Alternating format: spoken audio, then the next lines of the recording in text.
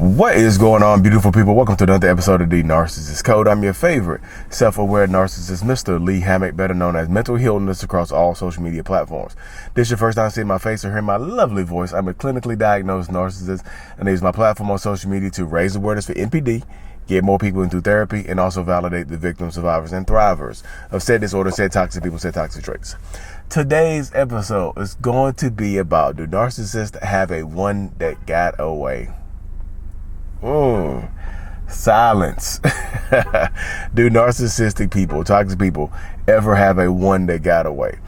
Before we hop into today's episode, y'all, make sure you check out my SelfLove Journal that's available on Amazon. Lee Hammock, I Love Me, a self-love journal to help you rebuild that self-love.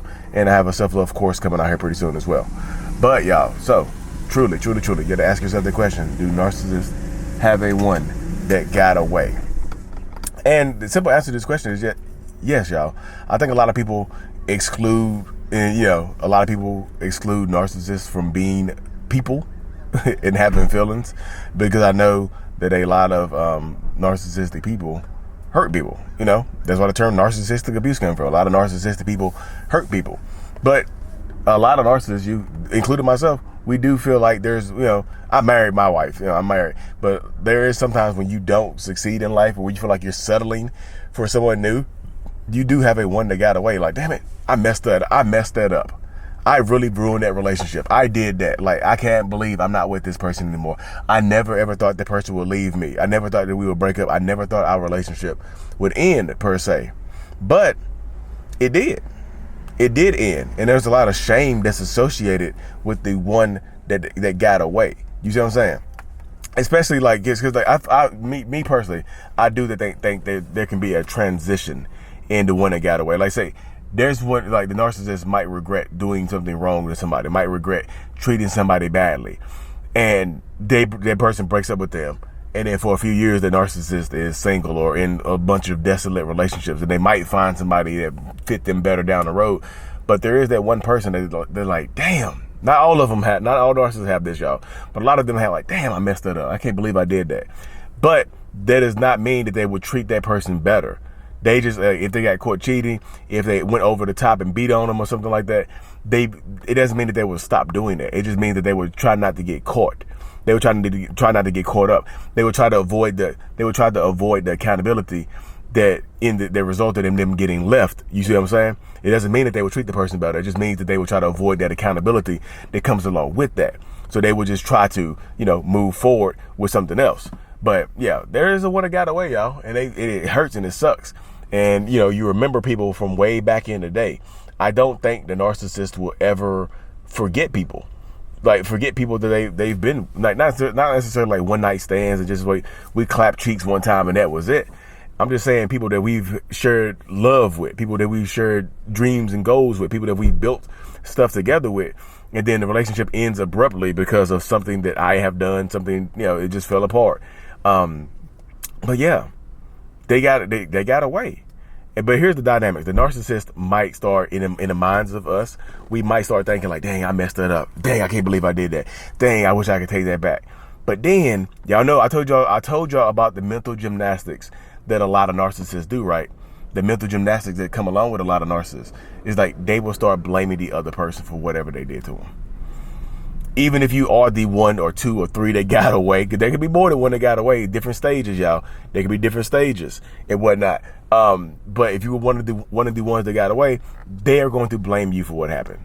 Like, because if I don't blame you, I have to sit in the shame of what I've done.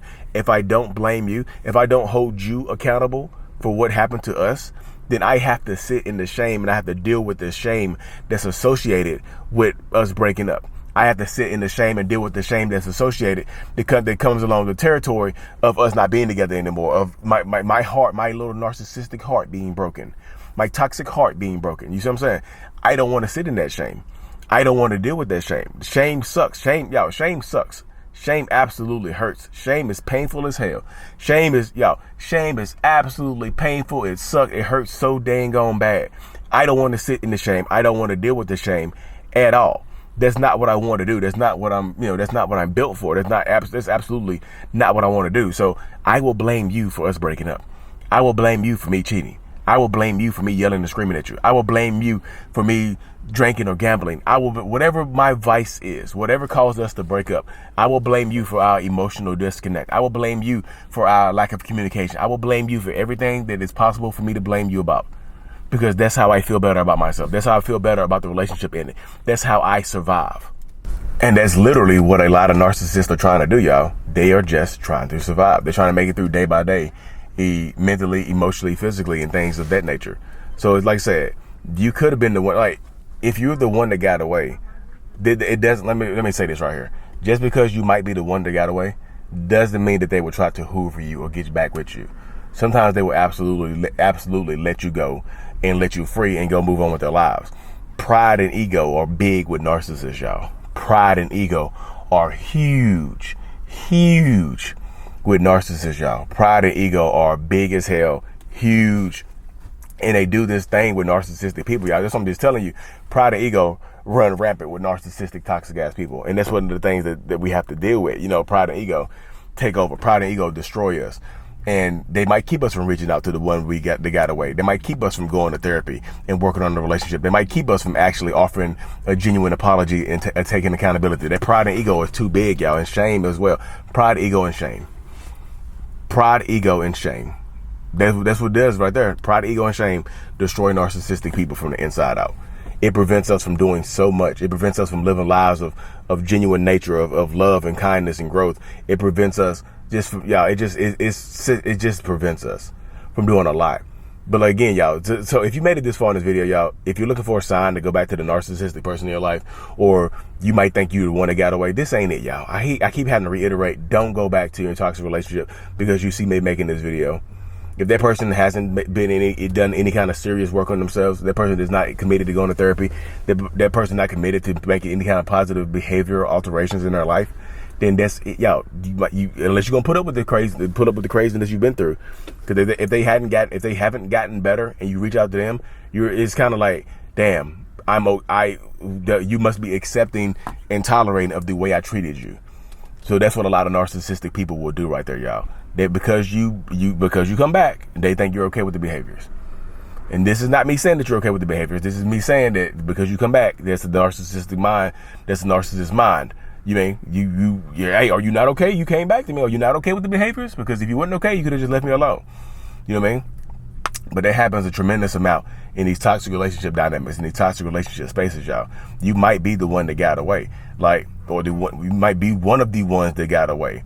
But it doesn't mean you have to go back into that space, y'all, because they're not apologetic. They might feel bad for a little while, but again, they're going to blame you. And sometimes, y'all, you being the one that got away, sometimes they will hoover you. They will try to suck you back to the relationship. They will try to make your life harder, especially if y'all still have ties together, businesses, kids, money, whatever tied up together, houses, whatever it is. If you still have ties to this person, they're gonna make it extremely hard for you to leave them be. They're gonna make your life extremely difficult for you to separate from them and for you to get free of them. They're not gonna make it easy because they want you. They want you to be part of their lives, so they're not gonna make it easy for you to leave. You know what I mean? If I want you as part of my life, why would I make it easy for you to leave me? That doesn't make sense at all. You know what I mean? So that's why I'm just telling people in these situations, in these spaces, you have to be the one. Even if you are the one that got away, even if they tell you out, even if they open their mouths and say, the terminology the young folks use nowadays is "I fumbled you," like fumbled on football, like I fumbled you, I fumbled. That doesn't mean that you need to let them recover the fumble and run it back the other way, y'all. It means you turn over on downs, let the other team have it. You know what I mean? That's why you don't have to go back into this toxicity, y'all, because you love them and care about them. Just because you love them and care about them does not mean that they have changed their behaviors at all. This is still them. At the end of the day, they're still going to be toxic. They're still going to be manipulative. They're still going to try to do whatever they need to do to you to get over on you. Again, y'all, I'm not trying to hurt y'all's feelings. I know people just like, well, I'm the one that got away. I'm not, if you got away, a lot of people want to be the one that got away, because getting away, listen to the operative words there. The one that got away. Got away. That means you survived. That means you're no longer a victim. You survived. Now you can thrive. You got away. You don't want to be the one that stayed in it and got treated horribly and didn't get to live your life to the fullest extent possible.